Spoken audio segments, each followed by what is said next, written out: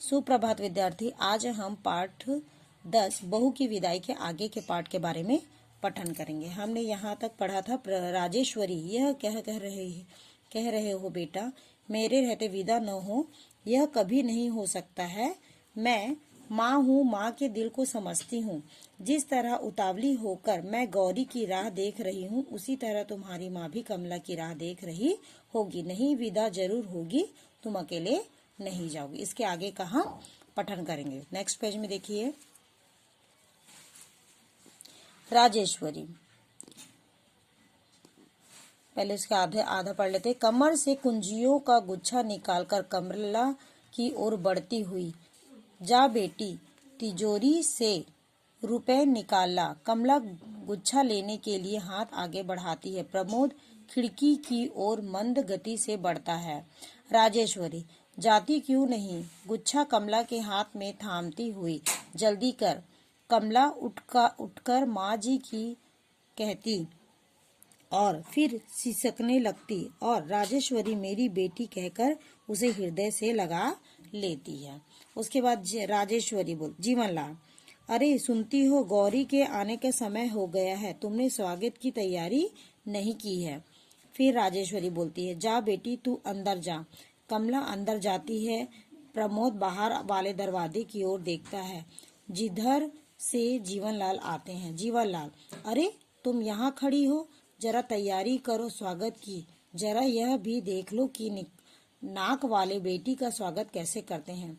राजेश्वरी चिढ़कर बोलती है, ताने कसने के अलावा कभी सीधी बात नहीं निकलती तुम्हारे मुंह से। जब देखो तब बढ़ते बिगड़ती बातें। जीवनलाल, यह दे लो, इसमें कौन सी गाली दे दी मैंने? राजेश्वरी, तुम समझते हो कि दुनिया में एक ही तुम्हारी नाक वाले हो और सब नकटे हैं? जीवनलाल, तुम्हें तो मेरी हर बात में बुराई ही बुराई दिखाई देती है। प्रमोद, तुम्हें बताओ, मैंने कोई बुरी बात कही है? प्रमोद,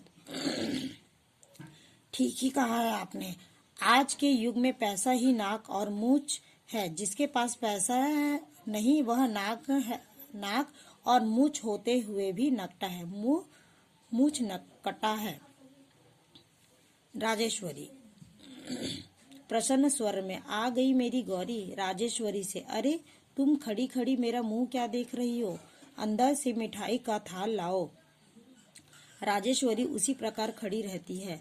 उसकी दृष्टि बाहर वाले द्वार की ओर है। प्रमोद भी उसी ओर देख रहा है। अंदर वाले द्वार के पर्दे की ओट में कमला खड़ी है। बाहर से उसका हाथ दिखाई पड़ रहा है। जीवनलाल बड़े उत्साह से द्वार की ओर बढ़ते हुए, तभी बाहर से रमेश आगे आता है।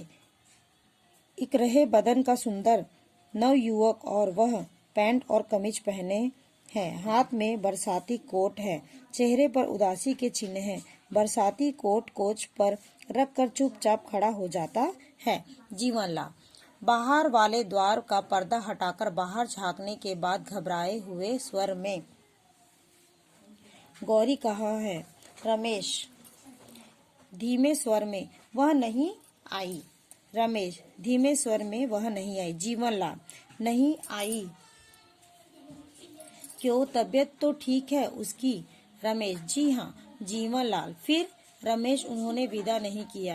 राजेश्वरी हतप्रभ की सी कोच पर बैठ जाती है। कमला के हाथ में कंपन होता है, जिससे पर्दा हिलता जाता है। प्रमोद बड़े ध्यान से जीवनलाल की ओर देख रहा है।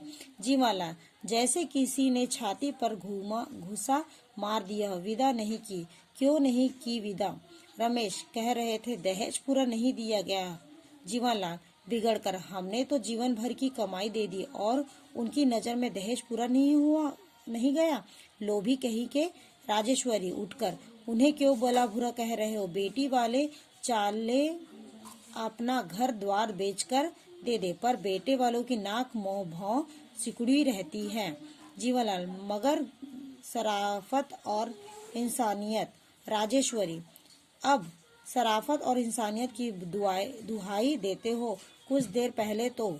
जीवनलाल, चुप रहो तुम। राजेश्वर, बहू चुप रही। अब नहीं रहूंगी। आखिर क्या कमी है बहू के दहेज में, मगर तुम हो कि। जीवनलाल, मेरी बेटी को विदा ना करके उन्होंने मेरा अपमान किया है। मैं राजेश्वरी, अब भी आंखें नहीं खुली। जो व्यवहार अपनी बेटी के लिए तुम दूसरों से चाहते हो, वही दूसरों की बेटी को भी।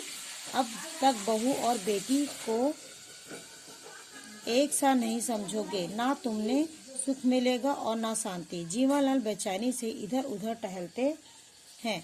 वे हाथ पर मल रहे हैं, जिस सिर नीचे झुका रहे हैं। प्रमोद रमेश के पास जाकर खड़ा हो जाता है। नेक्स्ट पेज में देखिए। जीवनलाल, बहू और बेटी, बेटी और बहू, अजीब उलझने हैं, कुछ समझ में नहीं आता है। राजेश्वरी, अगर बेटे वाले यह याद रखे कि वे बेटी वाला भी है तो सब उलझने सुलझने जाएंगे।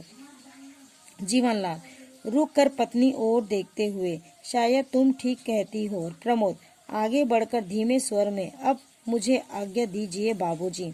जीवनलाल चौंक कर, ये। प्रमोद, मेरी गाड़ी का समय हो रहा है, मैं जा रहा हूँ। द्वार तक आता है, फिर घूमकर मैं जल्दी आऊंगा। विश्वास रखे, इस बार उनकी चोट के लिए मरहम लाना ना भूलूंगा। जीवनलाल दुखी स्वर में, ठहरो प्रमोद, मुझे लज्जित ना करो बेटा। मेरी चोट का इलाज मेरी बेटी की ससुराल वालों ने दूसरी चोट से देकर दिया। प्रमोद लौटता हुआ आश्चर्य से, बाबूजी। जीवनलाल निविश्वास छोड़कर, कभी कभी चोट की मरहम का काम कर रही है बेटा। राजेश्वरी की ओर मुड़कर, अरे खड़ी खड़ी हमारा मुंह क्या दे ताक रही हो? अंदर जाकर तैयारी क्यों नहीं करती? बहू को विदा नहीं करना है क्या?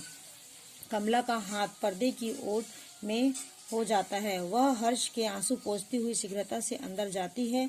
रमेश और प्रमोद मुस्कुराकर एक दूसरे की ओर देखते हैं। जीवनलाल मंद गति से खिड़की की ओर बढ़ते हैं। धीरे धीरे यावनिका गिरती है। देखिए, इस कहानी में यह बताया गया है कि दहेज, आपके घर में दो बेटियां हैं, जैसे आप बहू लाती हैं, बहू को दहेज के प्रताड़ित करती हैं, तो यह याद रखें कि बेटी भी आपने दी है। ठीक है, जैसा आप बहू के साथ व्यवहार करेंगे, कल एक ना एक दिन आपको बेटी के साथ भी ऐसा व्यवहार मिलेगा। टुडेज वर्क कंप्लीट बेटा। नेक्स्ट में आपका दिया है यहाँ पे अर्थव्यवस्था, शब्द वर्ग, उसको आपको कंप्लीट करना है। Today's work complete. Thank you.